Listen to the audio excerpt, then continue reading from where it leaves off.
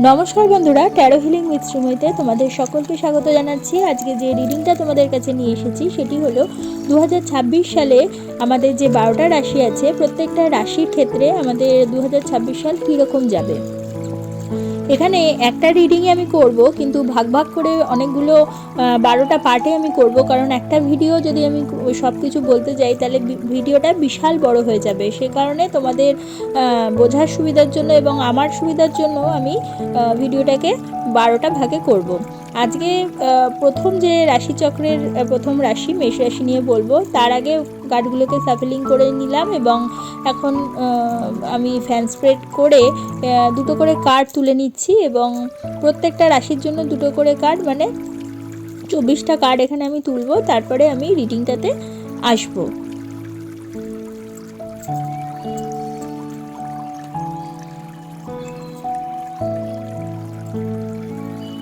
মেষ থেকে শুরু করে এই তুলা পর্যন্ত দুটো করে কার্ড তুললাম। এরপরে এটা বৃশ্চিক, ধনু, মকর, কুম্ভ, মীন। এখন দেখে নেব যে মেষ রাশির জন্য কোন কার্ডটা উঠল। Wheel of Fortune, night of pentacles. এখানে রিডিংটাতে বোঝাচ্ছে 2026 সালে তোমার জীবনে বড় টার্নিং পয়েন্ট আসবে। ভাগ্য হঠাৎ ঘুরতে পারে, আটকে থাকা পরিস্থিতি নড়াচড়া শুরু করবে। যা দীর্ঘদিন থেমেছিল সেখানে সুযোগ আসবে। কিন্তু মনে রাখবে, হুইল অফ ফরচুন মানে শুধু লাক না, এটা টাইমিং। সঠিক সময়ে সঠিক সিদ্ধান্ত দরকার হবে। নাইট অফ পেন্টাকলস ধৈর্য ও স্থায়িত্ব বুঝিয়ে থাকে। ধীরে কিন্তু নিশ্চিত অগ্রগতি বোঝায়। নিয়মিত পরিশ্রম করলে ফল আসবেই। হঠাৎ ঝাঁপ নয়, বরং স্টেপ বাই স্টেপ সাকসেস আসবে। এখানে ইঙ্গিত দিচ্ছে ব্যবসা অথবা কাজ, অর্থনৈতিক স্থিরতা এবং দীর্ঘমেয়াদী একটা পরিকল্পনা।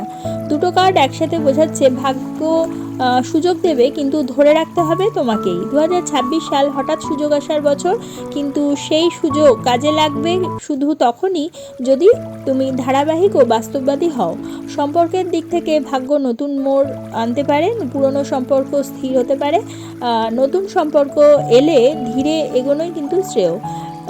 চাকরি বা কর্মের ক্ষেত্রে এবং অর্থের দিক থেকে চাকরি বা কাজে পরিবর্তন বা উন্নতির সম্ভাবনা রয়েছে। বড় ঝুঁকি না নিয়ে শুধুমাত্র স্থায়ী পথেই কিন্তু লাভ হওয়ার সম্ভাবনা বেশি।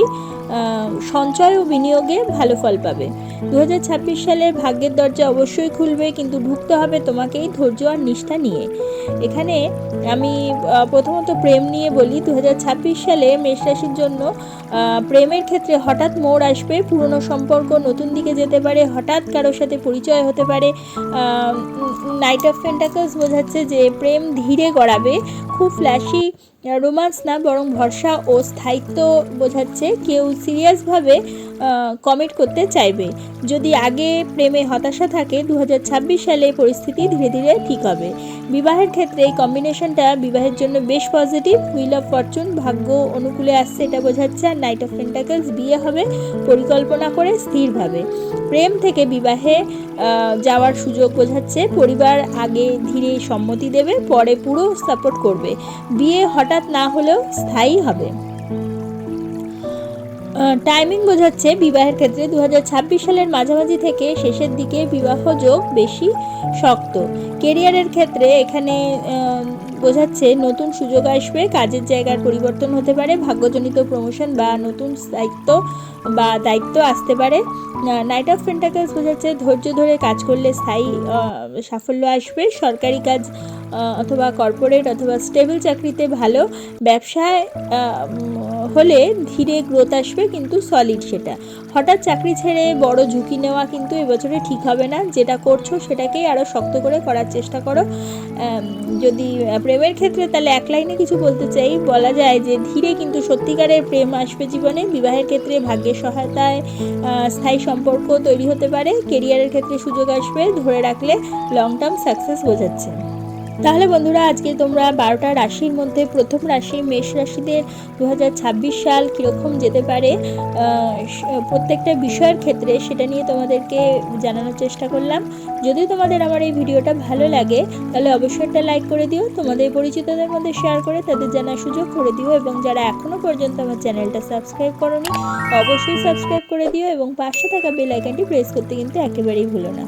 তাহলে প্রত্যেকে ভালো থেকো, প্রত্যেককে ভালো রেখো। পরবর্তী ভিডিওতে আবার চলে আসবো, ততক্ষণের জন্য সকলকে ধন্যবাদ, নমস্কার।